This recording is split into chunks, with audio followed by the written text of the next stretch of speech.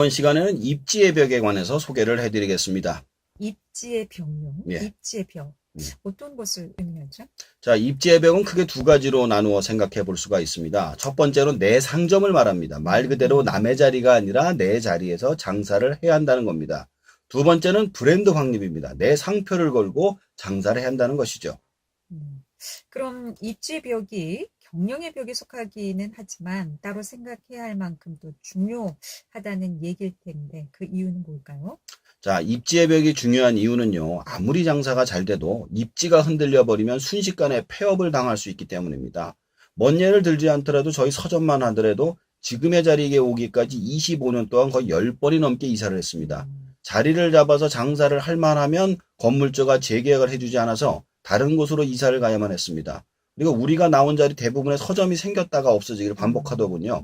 그래서 저희 부모님께서 오랜 시간 동안 시내에서 멀리 떨어진 곳에 미래를 보고 투자를 해서 지금의 서점 자리에 5층 건물을 짓고 다시는 이사 가지 않겠다는 생각으로 서점을 시작하게 된 겁니다. 그 자리에 제가 지금까지 장사를 하고 있습니다. 근데 수많은 창업자들이 창업을 시작할 때 몫이 중요하다는 건 잘 알고 있습니다. 그러나 자신들만의 몫을 만들어야 한다는 사실을 잘 모릅니다. 자, 그럼 어떻게 하면 이러한 자신들만의 몫을 만들 수 있을까요? 세 가지로 말씀드릴 수 있습니다. 첫 번째로 단골 고객 모집, 두 번째로 장기간 플랜 설정, 세 번째로 입지에 관한 공부입니다. 그러니까 장기적인 안목도 좀 필요하다라고 할 수가 있을 것 같은데. 맞습니다. 예, 첫 번째로 그럼 단골 고객 모집이 중요하다고 하셨는데 왜 예. 중요하고요? 어떤 방법이 있을까요? 우선은 처음 창업을 시작하면요. 네. 사람 많은 곳에 하는 게 맞습니다. 근데 문제는 창업 후 자리를 옮겼을 때 시나 군을 통째로 옮기는 형태가 아니라 같은 시나 군 안에 있다면 고객들 중 한 20%는 이 사람을 찾아가지고 단골하기를 원합니다. 이사를 해서 완전히 고객 제로 베이스 시작하는 것과 20%의 단골이 있어 시작을 하는 것은 거의 하늘과 땅 차이라고 할 수가 있습니다.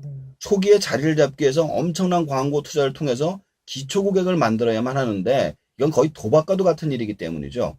실제로 소문난 맛집이 두메 산골에 숨어 있어도 찾아가서 먹게 되는 이유도 처음에는 목 좋은 곳에서 장사를 시작해서 많은 사람들에게 알려진 다음에 자신들의 장소로 이사를 가서 연속해서 하는 경우가 이런 식으로 유명하게 되는 겁니다. 처음부터 누군가가 와서 저절로 알려지는 경우는 정말로 희박합니다. 그렇죠. 네.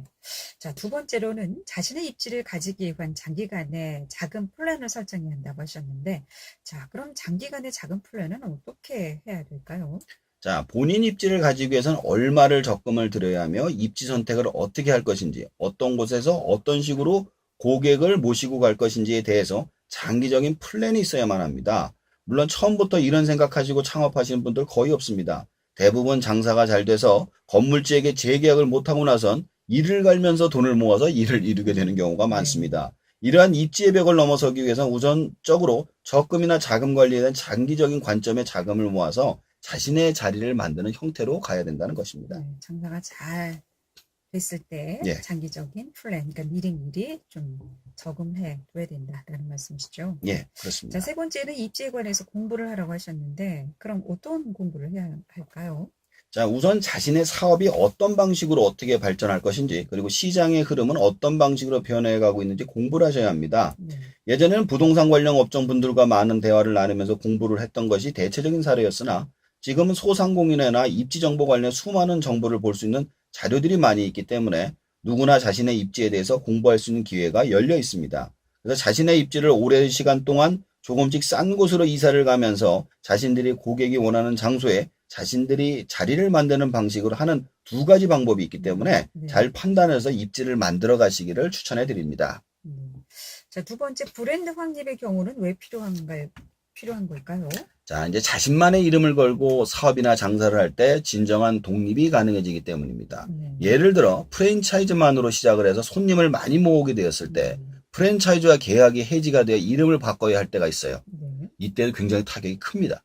그리고 근데 그 자리에서 그냥 하면 크게 문제될 건 없어요. 그런데 피치 못할 사정으로 업종을 바꾸거나 다른 곳으로 이사를 갔을 경우 상호가 바뀌게 되면 단골 고객이나 내 상점을 찾아줬던 분들이 찾아오시기 정말 힘들어집니다.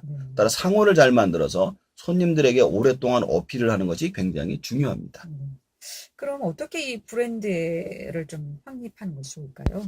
첫 번째로 직관적으로 쉽고 빠르게 내 업종과 연관이 되는 이름을 선택하는 게 좋습니다. 음, 그러니까 장명을 잘해야 된다는 얘기죠. 네. 두 번째로는 모든 매체를 통해서 브랜드를 홍보해야 되고요. 세 번째로 브랜드를 방어할 수 있는 벽을 만들어야 합니다.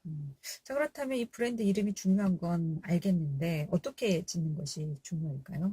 자, 앞에서 말씀드린 것처럼 직관적으로 쉽고 빠르게 내 업종에 관련된 이름을 선택해서 하는 것이 좋습니다. 그냥 생각나는 대로 이름 짓거나 하시면 안 돼요. 네. 많은 관련 업종의 이름들을 뽑아서 보고 그중에서 좋은 이름들 몇 가지를 추려서 사람들의 반응을 보고 가족이나 직원들과 많은 토론을 할 수 있다면 심지어 장명소까지 찾아가서 이름 짓는 경우도 보았습니다. 온라인 업종에서 마찬가지로 오랫동안 한 가지 이름을 정해서 하는 것이 여러 면에 유리합니다. 제 생각에는 온라인은 여러 가지 제품별로 상호를 쓰다가 잘 먹히는 상호를 나중에 통일해 쓰는 방법도 있습니다. 여러 가지 전략이 존재하니 한번 생각해 보시면 좋을 것 같은데요. 단 남들이 다 쓰는 용어나 남의 상호를 그대로 쓰는 경우 벌금을 맞을 수 있으니 잘 생각하셔야 합니다. 또 뭐 생각해서 한다고 했는데 또 남의 상호를 있는 상호인지도 모르고 썼다가는 또 벌금을 또 물 수도 있으니까 예. 잘 살펴봐야 되겠군요. 그렇습니다. 자, 두 번째로는 브랜드 홍보를 어떻게 해야 할까요? 그러면 제가 항상 말씀드리는 창업을 하게 되면 모든 매체를 통해서 브랜드를 홍보해야 됩니다. 네. 그 브랜드가 무엇을 파는지는 나중에 문제예요, 사실은. 음. 사람들의 입에 올릴 수 있는 방식으로 해야만 합니다.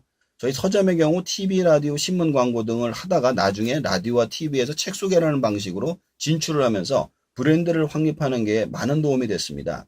지금도 원주에서 제 목소리와 얼굴을 많이 아시고요. 서점 이름을 모르시는 분들은 거의 없을 정도로 브랜드를 만들었죠. 이처럼 브랜드의 홍보는 단순하게 제품을 파는 것을 넘어서 나와 고객을 연결하는 중요한 연결고리이기 때문에 제품이 바뀌고 서비스가 바뀌어도 고객이 찾아올 수 있는 겁니다.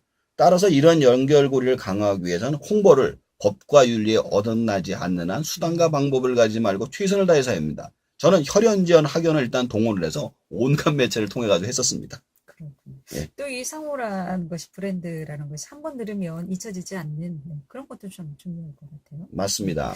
자, 그리고 세 번째로는 브랜드를 방어하는 벽을 만들라고 하셨는데 어떻게 만들어야 할까요? 한마디로 상호를 등록해서 사용하셔야 된다는 겁니다. 음. 일단 브랜드를 기껏 유명하게 만들어 놓았는데 누군가 네. 도용을 해서 사용한다면 내가 홍보한 것을 그쪽에서 가져갈 수 있기 때문이에요.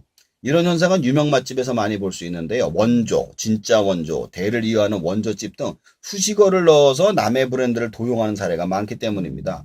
저희 집만 해도 저희 아파트 건너편에 음식점이 저희 집과 같은 집에 있었어요. 자, 이런 사람들의 경우 제대로 간판에 이름을 신고하고 이름을 다르게 넣는 경우가 많기 때문에 신고를 통해서 견제를 해야만 합니다. 이 경우 단순하게 오프라인은 사업뿐만 아니라 온라인에도 훨씬 더 심하게 고용됩니다. 왜냐하면 글자만 바꾸면 되기 때문인데요. 네. 이 경우 상호명을 등록해서 누군가가 쓴다면 신고를 통해서 못 쓰게 만드는 것이 굉장히 중요합니다. 네. 이름이 똑같으면 또 손님들이 헷갈릴 수 있을 텐데 말이죠. 맞습니다. 자, 오늘 내용 정리해 보겠습니다. 자, 우선 첫 번째로 내 자리에서 사업을 해야만 합니다. 남의 자리에서는 언제든지 쫓겨날 수가 있기 때문이고요. 두 번째로는 내 브랜드를 만들어야 합니다. 남의 자리가 바뀌어도 내 단골은 내 브랜드를 보고 쫓아오기 때문이죠. 자, 다음 시간은 창업의 벽을 넘어서라는 제목으로 책을 소개해 드리겠습니다. 네. 창업 정보 오늘도 네.